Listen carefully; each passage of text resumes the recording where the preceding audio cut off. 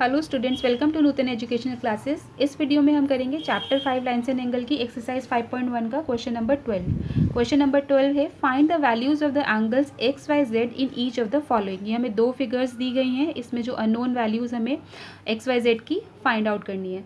ये बहुत ही important question हैं, इसी टाइप के क्वेश्चन एग्जाम्स में आते हैं जहाँ पे हमें वैल्यूज़ फाइंड आउट करनी होगी। ठीक है, तो जितनी भी हमने प्रॉपर्टीज़ पढ़ी हैं, linear pair, vertically opposite angle, adjacent angle, वो सब इसमें अप्लाई होती है। ठीक है, तो पहली हम फिगर देखते हैं। ये देखो, ये दो लाइंस हैं, ये दो लाइंस आपस में इंटरसेक्ट कर रही हैं एक कॉमन पॉइंट पे। तो इनके जो अपोजिट एंगल्स होंगे वो वर्टिकली अपोजिट एंगल्स कहलाएंगे, और हमें पता है वर्टिकली अपोजिट एंगल्स जो होते हैं वो इक्वल होते हैं। ठीक है, तो सबसे पहले हम देखते हैं, देखो x इक्वल टू 55 डिग्री हो जाएगा। Why? Because they are vertically opposite angle. तो हमने लिख लिया x equal to 55 degree vertically opposite angles, ये हमने रीज़न दे दिया। ठीक है, अब इसके बाद दूसरा देखो, ये फिगर छुपा के सिर्फ इतना एंगल देखो, z और 55। क्या ये एंगल z और 55 जो है लीनियर पेयर बना रहे हैं?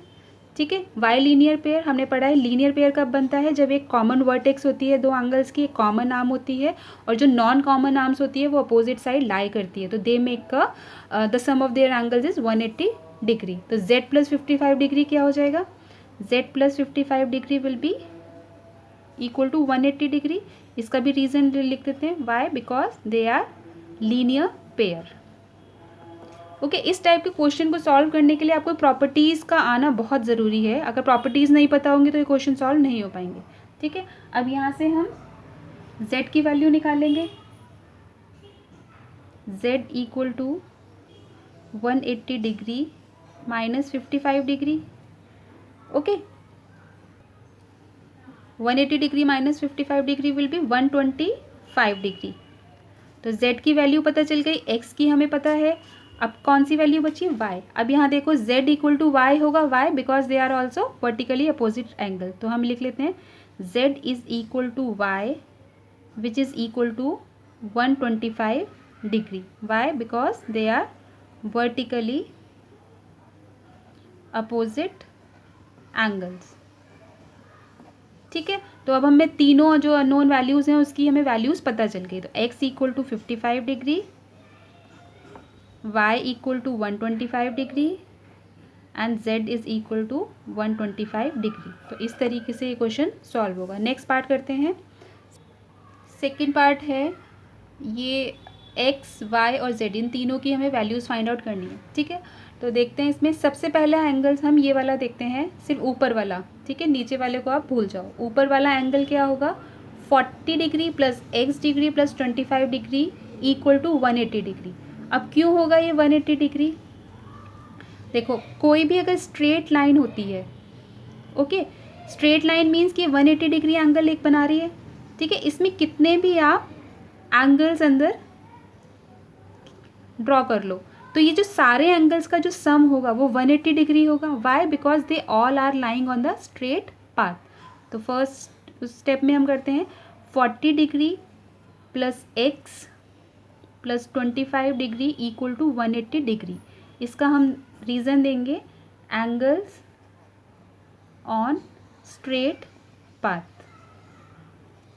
ओके, अब यहाँ से हम x की वैल्यू निकालेंगे। x equal to 180 degree minus 40 plus 25 will be 65 degree which is equal to 115 degree. ठीक है, तो x इक्वल टू 115 डिग्री हमें एक एंगल मिल गया। अब दूसरा एंगल हम y देखेंगे। अब इस एंगल को, इस सब को भूल जाओ और सिर्फ ये दो एंगल देखो, y और 40 डिग्री। ठीक है, y प्लस 40 डिग्री 180 डिग्री होगा या नहीं होगा? ठीक है, क्यों होगा? क्योंकि ये y और 40 degree are making the linear pair. Linear pair क्या होता है? जिसके sum of two angles are 180 degree, और वो तीन प्रॉपर्टीज़ फॉलो करती हैं। पहली प्रॉपर्टी, कॉमन पॉइंट है, कॉमन वर्टेक्स है, कॉमन आर्म है, और नॉन कॉमन आर्म जो अपोजिट साइड लाई करती है, means they are making a straight line. तो ये स्ट्रेट लाइन बना रही है y और 40 डिग्री। तो y plus 40 degree equal to 180 degree because they are making a linear pair. तो लिख लेते हैं y plus 40 degree equal to 180 degree, bracket में लिख लेते हैं they are making a linear pair. Okay, यहाँ से y की वैल्यू निकल जाएगी, y equal to 180 degree minus 40 degree equal to 140 degree.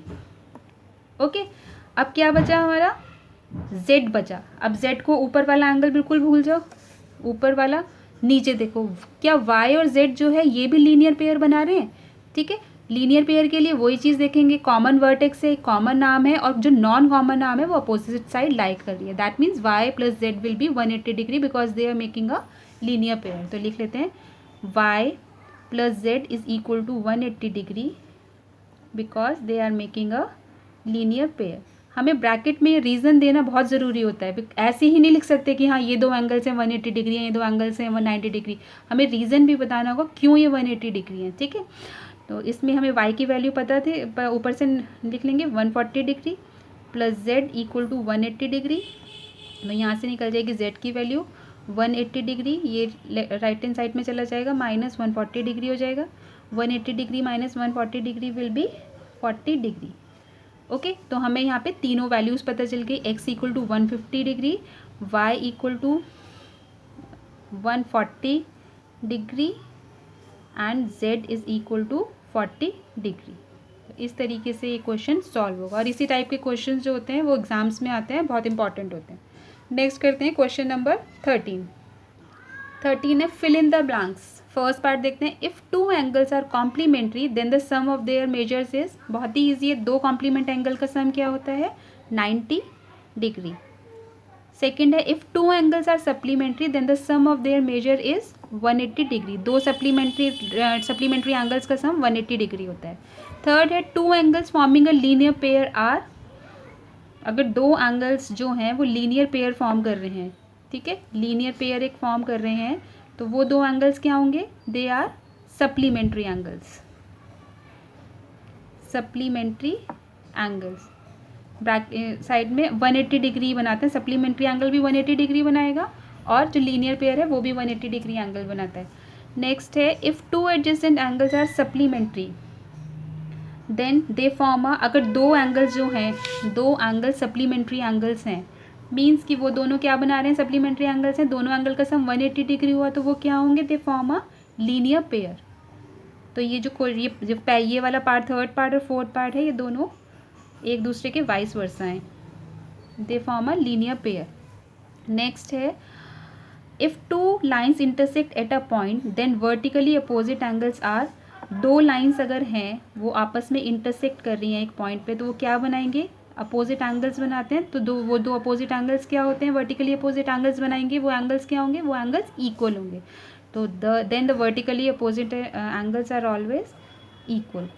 Okay, last है, if two lines intersect at a point and if one pair of vertically opposite angles are acute angle then the other pair of vertically opposite angles are, क्या होगा दूसरा vertically, अगर दो lines आपस में intersect कर रही हैं, ठीक है, एक साइड जो है वो एक्यूट एंगल बना रही है, मींस लेस देन 90 डिग्री, तो दूसरा जो होगा वो ऑब्ट्यूज एंगल हो गया, बट ऑब्वियस है वो दूसरी साइड का ग्रेटर देन 90 डिग्री होगा, ऑब्ट्यूज एंगल वो बनेगी। ठीक है, तो इस तरीके से ही हमने क्वेश्चन नंबर 12 और 13 सॉल्व किया है इस वीडियो में। If you have any problem in any part you can write down in the comment section. Thank you for now.